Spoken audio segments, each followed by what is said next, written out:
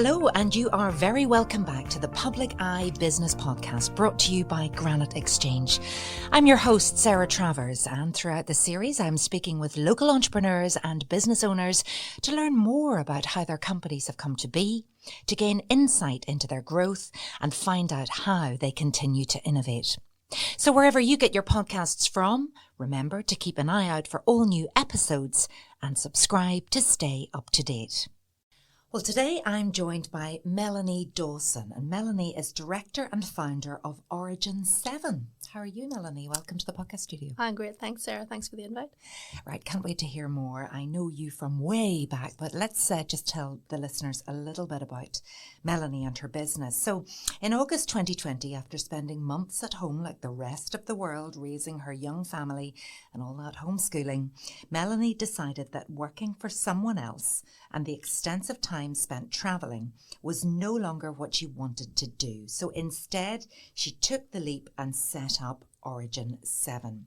Now, Melanie worked before in construction. So Origin 7 provide excellent BIM, which is Building Information Modelling, and digital construction consultancy services to all who procure, design, build, or maintain assets in the built environment. So that's quite wordy, but we'll drill down into that in a minute. So Melanie and her team are highly experienced industry experts, and their experience includes winning awards for transformation and BIM excellence and working with companies to position them at the forefront of BIM and digital construction in the UK and Ireland. So Melanie, it's a complicated world, and if you know about construction, you'll know exactly what BIM is and all of that. But I suppose for those who don't, if you want to explain a little about your work within the construction industry and where this digital transformation has taken construction. Okay.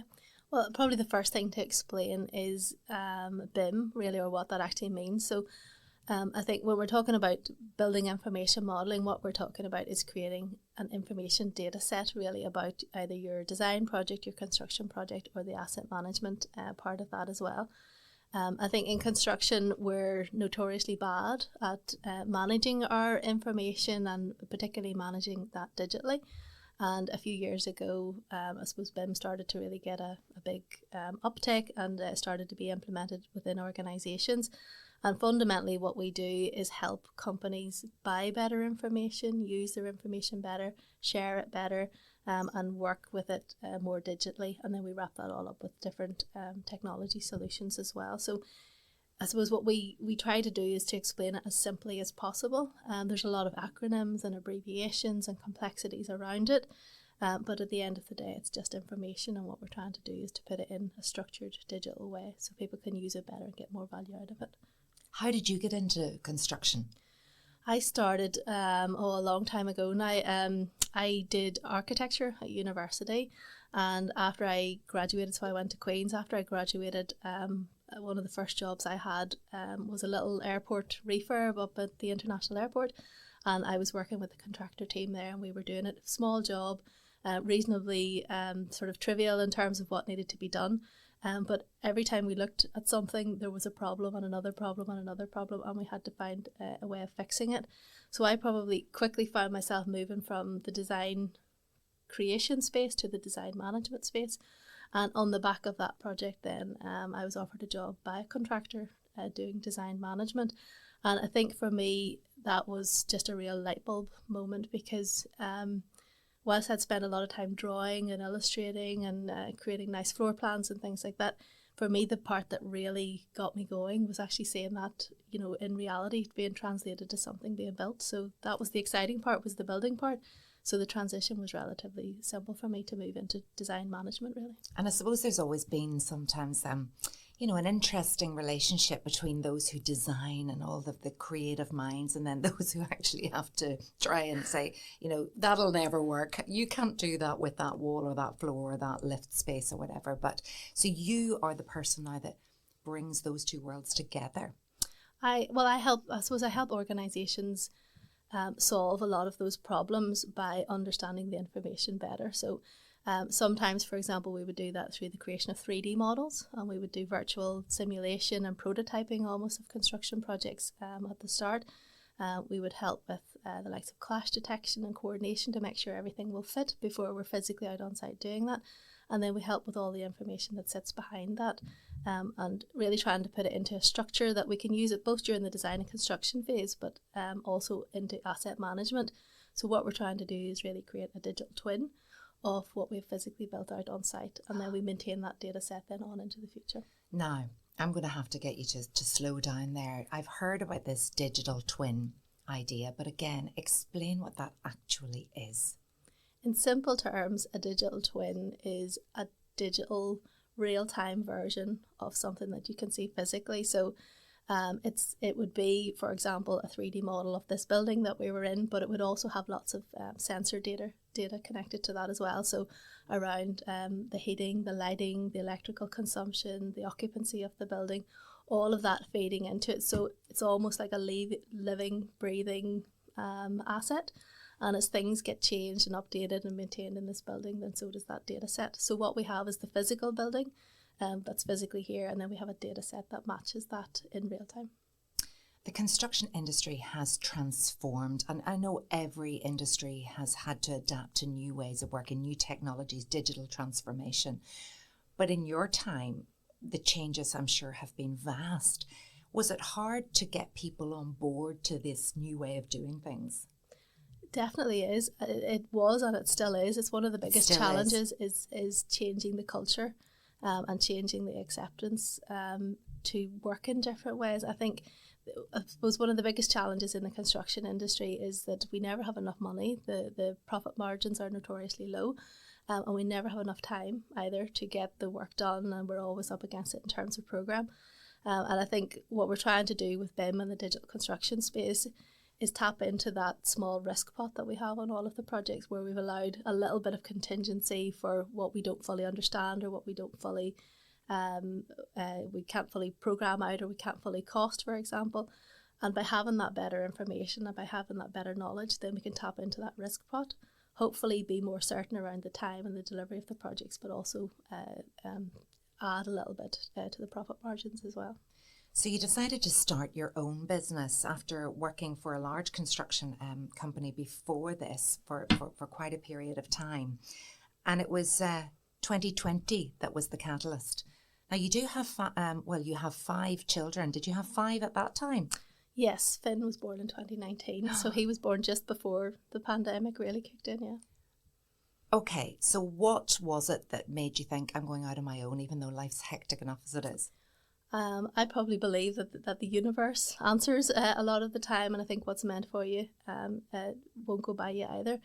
I had been in November 2019, and then I was due back off maternity leave in the summer then of 2020, and the company I was working for at the time were offering some voluntary redundancy. So again, just as a result of COVID, they were trying to do some streamlining, and I said I'll take redundancy. So it may have been a bit of a surprise. I suppose at the time I had a team of 10 and we were doing some fantastic things, but probably in my head I thought it's either now or never. And the other part of it is probably, you could put it down to a bit of a midlife crisis. It was just before I turned 40. And again, I think if I didn't do it now, I probably never would have done it. I would have just stayed in the safe space. I think that's a great age to start on So your do own. I. There's still so much to give and so much experience then under the belt. So how tough was it at the start? It was, it was not what I expected it to be. That was probably the biggest thing. In terms of starting, the first thing I did was I put a post on LinkedIn and I said, decided to go out on my own. If anybody needs any help, sort of give me a shout. And it pretty much blew up, and the phone rang and it rang and it rang, which was brilliant. So we got loads of orders, loads of customers right from the start. At the back of my head, I was always sort of thinking that if it doesn't work out, I've got this little bit of redundancy money, and if it doesn't work out, I'll find a job after Christmas, and it'll be okay either way. But thankfully, I never needed to kind of cash in on the insurance policy there and it was go probably back to work. The opposite of that there was too much work. And was there just you? There was just me. There was just me, and I think that's one of the biggest things that I would say if I were to do it again.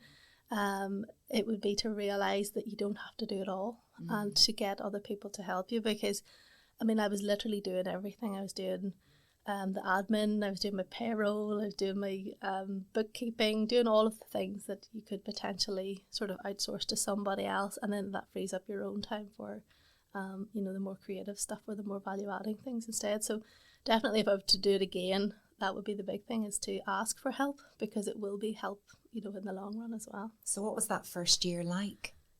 The first few months was definitely nerve-wracking, and it was just holding your nerve as well, just to think it's going to be okay, we're going to get the customers, but also really exciting, because it meant I, for the first time, got to pick who I worked with, and I was able to get some fantastic clients, some really big names as well, so that really helped, but it was really busy, really hectic, but it's still definitely the best thing I ever did, and it was the right time to do it as well. So again, you get to choose who you work with. Are they all people who are BIM converts, or they understand it, or are you still choosing to work with those who need to be convinced? I have a real mix of people. So I mean, we have the kind of the carrot and stick very much. I suppose across the different clients that we have, some are embracing BIM because there's mandates for it and they have to do it, and if they're in the public sector, then there's a certain push that they need to do something about it. And then we have clients who would work more in the private sector, who see the productivity gains from it, the efficiencies from it, the estates management benefits from it, and they're doing it because of those reasons. So we work right across the board between those who do it because they want to and those who do it because they have to, but the results are the same. And talk us through some of those results. I don't know if you're allowed to name any clients or any big projects you've worked with, but what difference has your involvement made to the finished product? I suppose we have lots of different clients. I think probably one of the biggest clients that we would have would be TransLink here in Northern Ireland. I was brought on board initially to sort of write a digital strategy, a BIM strategy for them, and we've implemented that now across all new projects within TransLink, which is great. So the transport hub, or the Grand Central station, which opens later on this year, was one of the first ones that I did with TransLink.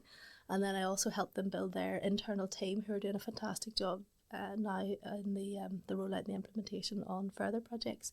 I'm working on a rail electrification strategy, a digital strategy for them at the moment as well, for the new sort of the phase 1 Belfast to Borders scheme.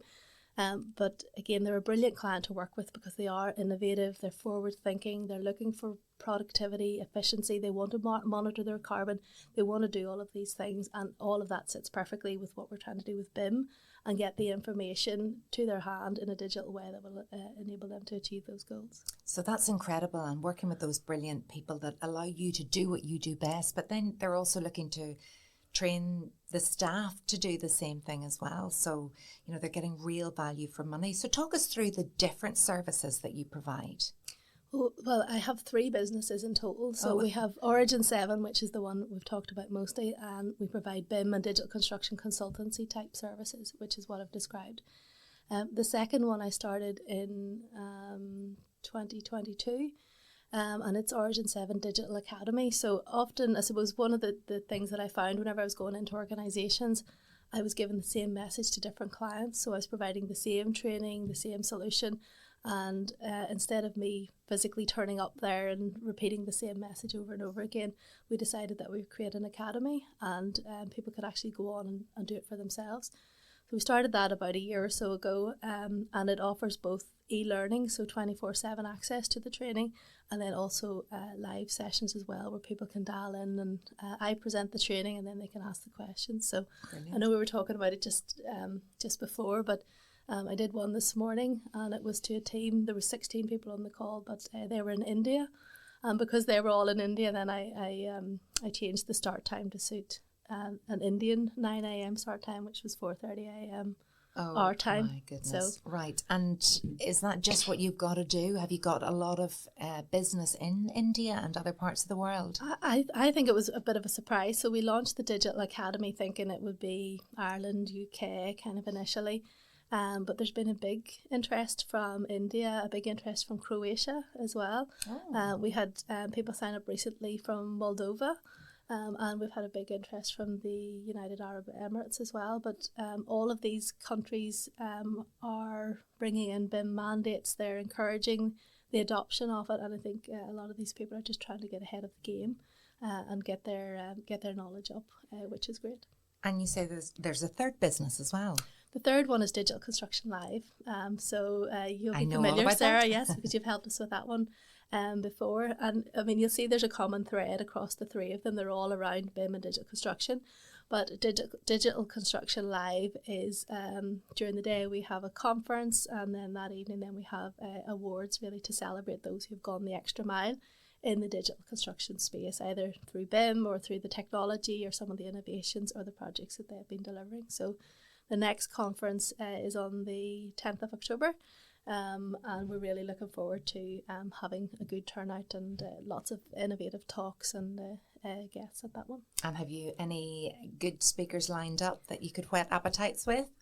We have a few that are on hold at the moment, but I better not say. No. But we're trying to target some keynotes in the sort of motivational speaker space, but also in digital and AI and machine learning as well, just to give a futuristic view on what the art of the possible is. And I suppose when you're starting something brand new like Digital Construction Live awards and the conference during the day, does it take a while for it to build? We've probably been doing it for a few years now. I would have done it before through the BIM regions, and then we've sort of formalised it as a business. I think it was maybe 2021. We did one session during COVID, and it was a fully online type session, and then we've done the rest of them, and they've been in person. But I think the appetite is there. I think the interest is there. It's just making sure that people have the time and the availability really to come and see it. And what about your time and availability? How do you manage to run three businesses? Is it still just you? Well, no, I have some staff now, which is good. So we have some direct employees, but if I'm being honest, I rely a lot on outsourcing as well. So whenever I said earlier about don't be afraid to ask for help, I have a brilliant girl who helps me with social media at the moment. I have somebody else who does bookkeeping. I have somebody who helps me with 3D modelling and different things. So again, as I need them, I call them in as opposed to having them sort of directly employed. And that seems to work for them as well. And I think they're keen to have their own businesses as well. So you kind of feel like you're supporting the economy, and, you know, it's a win-win really the whole way around. So where do you see yourself going next? Or is it just a constantly evolving, I suppose it's just a hungry beast, but you've got the three pillars now that you're very, and was it important that you actually identified those, or before that was it all a bit of a mess, you know, all jumbled in together? I think Origin 7 was the original starting point, and then it made sense to create these other two almost spin-offs, if you want to call it that, from it. Origin 7 is the main, I suppose, company, if you want to call it that. And then the other two support it either through the networking and the opportunities that they bring, or through the sort of wider educational piece. But I suppose what the Digital Academy has shown me is that this is much bigger than I ever realised, and that whenever we were writing the business plan for that one, again, the target areas were Northern Ireland, UK, Ireland in year one, but it's much wider than that. So, you know, places that we haven't looked at, Canada, the USA, Australia, there's lots of other places, and we haven't even tried. So, you know, I think it's sitting there ready, and we just need to make some time to tap into that. And how did you build that e-learning platform and build that academy? Well, I suppose the training that goes on to it is the same as the live training that I give. So we already had the slides, we had the content, we had the knowledge, and then I just bought in a platform. So again, not afraid to ask for help anymore. I bought in a custom solution. I would call it a high-end custom solution as well, so it works in a streamlined way. You log in, you complete your modules, there's an exam at the end, and you get your certificate. So it's a nice streamlined process. And then for people who are working in HR, then they can log in and they can view to see, you know, how the team have performed or if they've all completed theirs as well. So I've made it as easy as possible to automate, the trading side of things, which has definitely helped. I think it's your brilliant organised brain as well. To me, it sounds so daunting, but you wouldn't say that, Sarah. If you seen my desk this morning, if you seen the at data 4 a.m. when the alarm went off, and Yeah. you have to. And are you delivering to one company in India, or do you have There was people two. joining? There was two different companies, so it was 8 and 8, and then we have another 4 dates in June, but the 4 dates in June are all to one company. So yeah. And what about language barriers and things like that? Well, thankfully they seem to understand me, so clearly the accent isn't too strong. There doesn't seem to be one, and their English is fantastic. So yeah, there doesn't seem to be one at the moment. And do you see AI assisting as well as you go on? I've tried some of the AI translators, and even some of the bots that you can use as well, and I've fed the script into them. I actually have one that I have fed to an AI bot which is Indian, and I've asked it to translate it, but I've sent it to a person who I know who speaks the language, and I've asked her to tell me if it's right or not, if they've got it right. So I'm waiting for her to come back. There could be some clangers in there. There could be. There very well could be, and I think because again BIM is quite acronym heavy. Again, it depends on how it picks up those acronyms. I don't know if I have a funny story about that Otter transcription app. As a journalist, transcribing interviews whenever you were making a documentary or program used to be really, really long-winded. So it was just fantastic to be able to now feed the interviews into the computer, and then they would provide you with the transcript so you could select the clips. But I was listening to my former colleague Stephen Walker recently, who's written a wonderful book, a biography of John Hume. But the Otter app that he used to transcribe constantly called John Hume Don Juan, and Seamus Malin was Shameless Madman. So there were lots of very interesting accounts from the peace process about Don Juan and Seamus Madman. So anyway, yes, the Northern Irish accent wasn't really understood on that It's one. a bit like that though with BIM as well. I was at a conference not that long ago, and the 3 letters, the BIM abbreviation, is the same as what the Irish Sea Fisheries Board use. So we had people turn up to a conference who thought it was something to do with Irish sea fisheries. And then the other one, there's like a supermarket in Turkey, and it's called BIM as well. So sometimes when people Google it, they mix up the two. So. Lost in translation. Big Isn't time. that hilarious? So yeah, people got a queer shock. Yes. Then. Working as a woman in construction, I'd love to talk to you a little bit about that, because construction notoriously has been male dominated and continues to be. I don't know what the current figures are. I think it's an 80-20, but maybe you've got the more accurate figures there. What's it like? I think the figures are probably more around sort of 12-13%, as far as I know, but 80-20 is probably a fair enough roundup. I think from my perspective, it can be challenging. It really can. It can be difficult to, I suppose, find your place and find your voice, especially in some of the bigger organisations. But I think if you're confident in your message and you're confident in what you're doing, then you will go places and you can get far as well. So part of it is, I suppose, stepping up to the challenge and embracing that. And then the other part is, I suppose, dealing with the conditions that you have and the environment that you're working in. And, as someone who's been in the construction industry for a long time, what advice do you have for other women who are still in there about finding your voice and finding that confidence? I mean, how do you get that? And does it depend on having the allies to back up your message? I think definitely having allies helps. It definitely does. Or if you have somebody, I know in some of the organisations I've worked in previously, what we would set up, and I called it the BIM Believers. So it was almost like a network of people who believed in what I believed, which was that this is going to make life easier for everybody in the long run. And because of the very nature of the fact that those organisations were male dominated, the majority of the group would have been men anyway.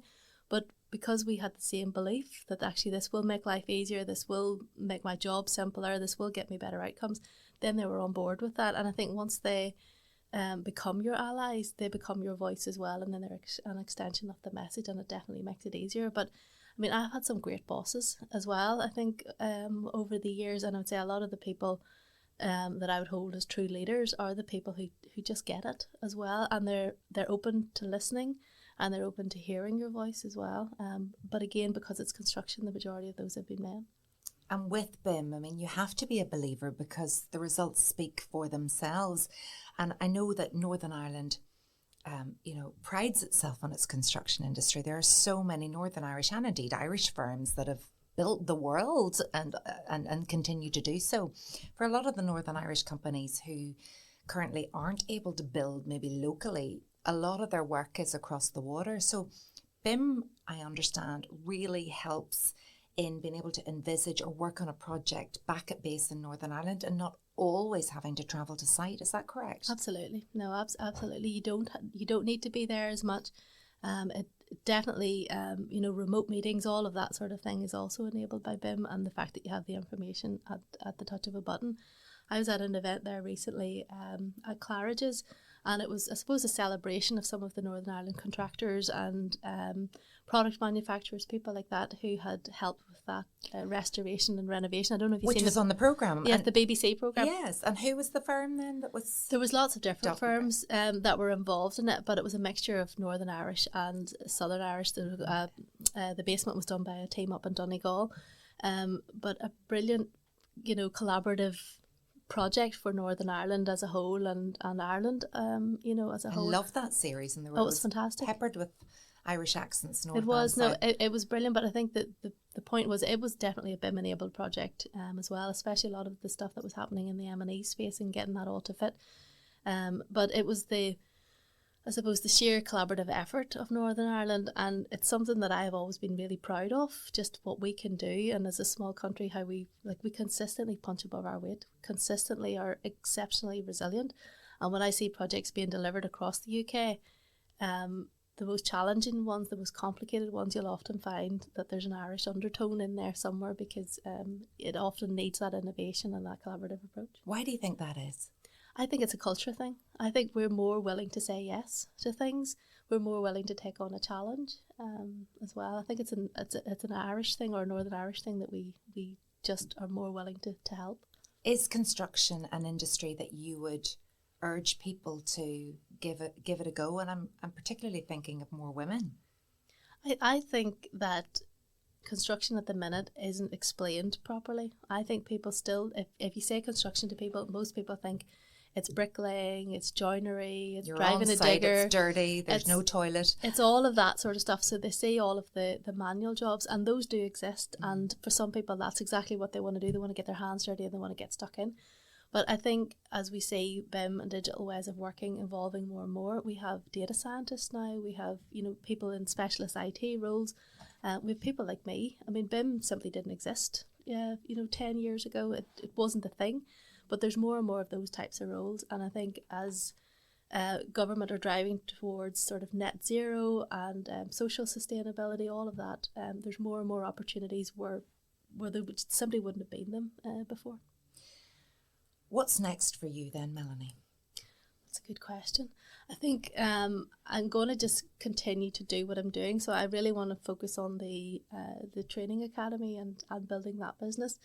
The Origin 7, the BIM and the consultancy one, we have lots of transformation projects on at the moment. So we would write transformation strategies for organisations, and then we give them an implementation plan, and then we offer to help, and then they can decide whether they need us or not. But we have a few really big ones on at the moment. So again, if they land or if that work comes through, then hopefully we'll be able to expand the team and service that as well. But between the two, the training academy and what we're doing in the consultancy space, and of course getting ready for Digital Construction Live in October.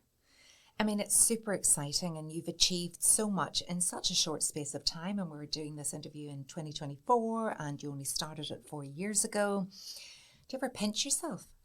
All the time, and like my sister would send me funny memes all the time. Do you know what it was like working for somebody else versus what it's like working now? And we'd be laughing at these different things. But she was a bit like me. She's gone out on her own as well, and she's kind of taken that leap. And it is completely different to working for somebody else. But it's definitely the best thing that I ever did. But I also did it at the right time. So. And what's the best thing about it? Having the freedom to decide who you work with and when you work and what you do. I think having that ability to choose.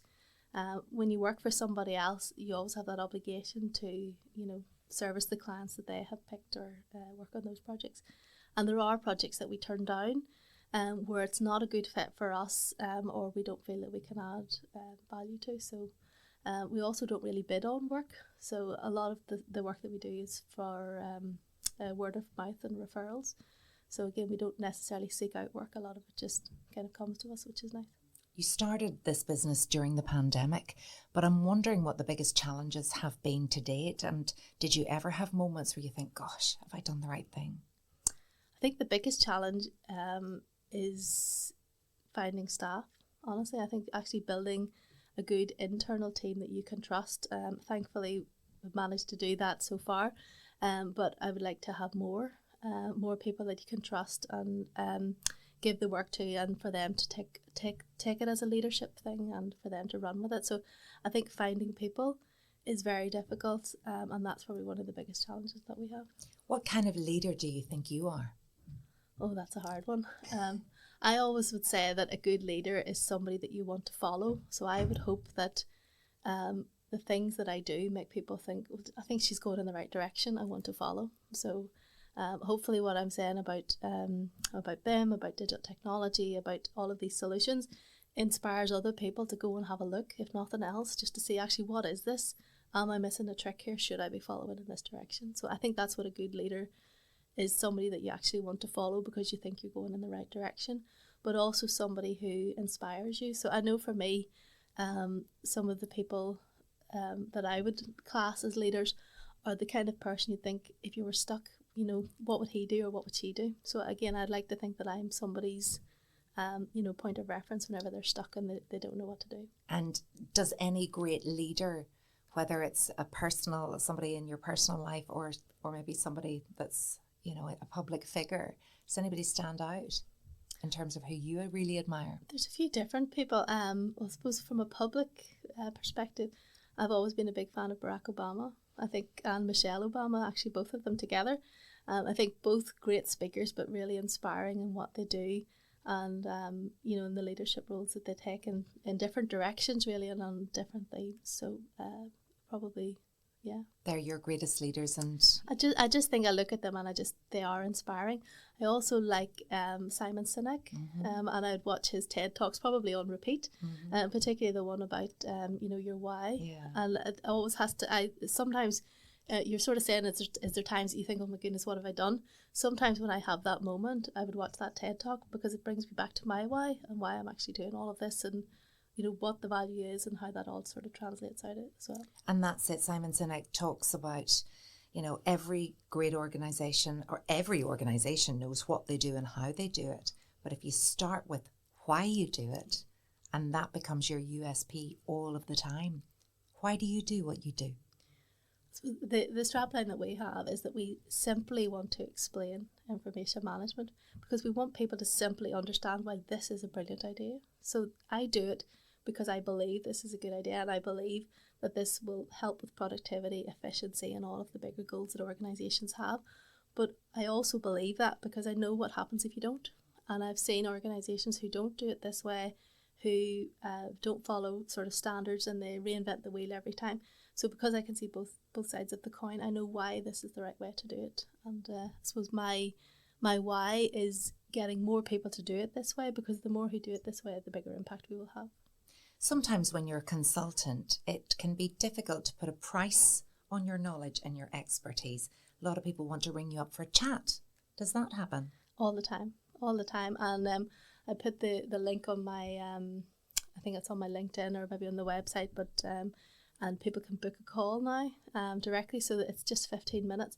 And a lot of the time people will book a call. I've had to limit the number that I will take.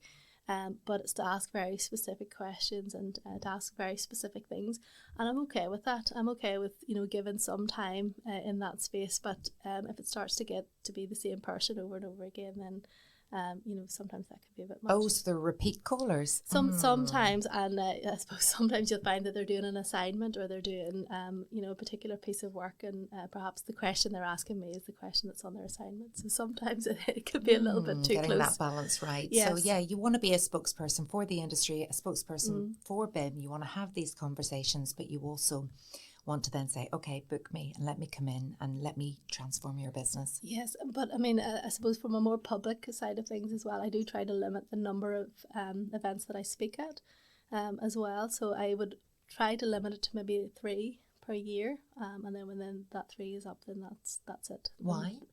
Well, because of the time that it takes. You could be doing that all the time. And it's not even the time that it takes to do the presentation, it's also the time it takes to create. There's often slides involved and everything else as well. And I think a lot of the reason that people do presentations is the business development thing. And I don't necessarily need more clients or more, we have plenty of pipeline at the moment anyway, thank goodness. But if that started to dip off a wee bit, then maybe I'd need to ramp that up. Well, you've made such a success of such a great 3 businesses that you have now, Melanie. Thank you so much for being a guest on this on the Public Eye podcast today. But before you leave, I have to ask you the final question, the one that I ask everyone. The purpose of this podcast is to inspire existing business owners and ambitious entrepreneurs to grow their business by offering an insight into the success of businesses such as Origin 7. So then, what advice would you give to people who may have a business idea but have no idea where to begin or are unsure as to whether the risk is worth taking? I would say to anybody that life is short and we are not guaranteed of anything. And for me, taking the risk going out into business was always less of a risk than dealing with not ever having tried it. So I think if you have that burning desire and there's that little voice that's sort of niggling in your ear, you should do it. Listen to your gut and just go ahead and give it a go. Give yourself a time frame. If it doesn't work out by whenever, then you give it a go. But for me, starting this business when I started it was absolutely the right thing, and I think that's probably why it has been successful and continues to grow.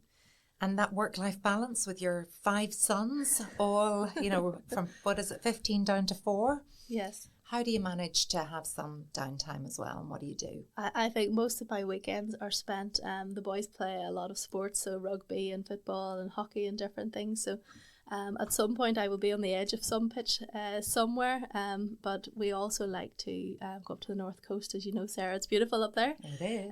But surfing, paddle boarding and just nice long walks on the beach. I have a lovely dog as well, just to add into the mix, and I love nothing more than just taking him for a big walk to the beach. And do you get any time to yourself? Do you look after your own well-being? That is your downtime. Whenever I'm taking the dog for a walk. But no, I would go on some spa days and things with my sister, and I just love to watch TV and just read a book and just sit and not actually think about too much. So, and what do the family think of BIM? Do they know what Mum does? I think my younger children think that I like colour in stuff. Okay. I think that's how they would describe it. And my older son, Harry, he's actually doing a GCSE in construction at the moment. And he keeps showing me different bits and pieces, and I keep telling him, you should tell the teacher this, so I'm going to get him into trouble. But he understands what it is and what we're trying to do. And hopefully he'll take a bit of an interest in it. It might be a family business. You never know. My husband is, he was an architect. We met at university as well, so he knows what I'm talking about at least as well. Watch this space. Indeed. Melanie, thank you so much for being here today. It's been brilliant to hear about your journey to date and continued success. And thanks again, everyone, for tuning into the Public Eye podcast. This podcast was recorded in Granite Podcast Studio. Interested in starting up your own podcast but don't know how? Granite Podcast Studio can help. Record your podcast in our state-of-the-art studio, which is based in the heart of Newry City. Our studio has cutting-edge and user-friendly technology and can seat up to 4 people. We also provide an editing service for our team, using your guidance and editing notes to provide you with a flawless finished product, leaving your listeners wanting more. For more information on how you can get started, visit www.granitepodcaststudio.com.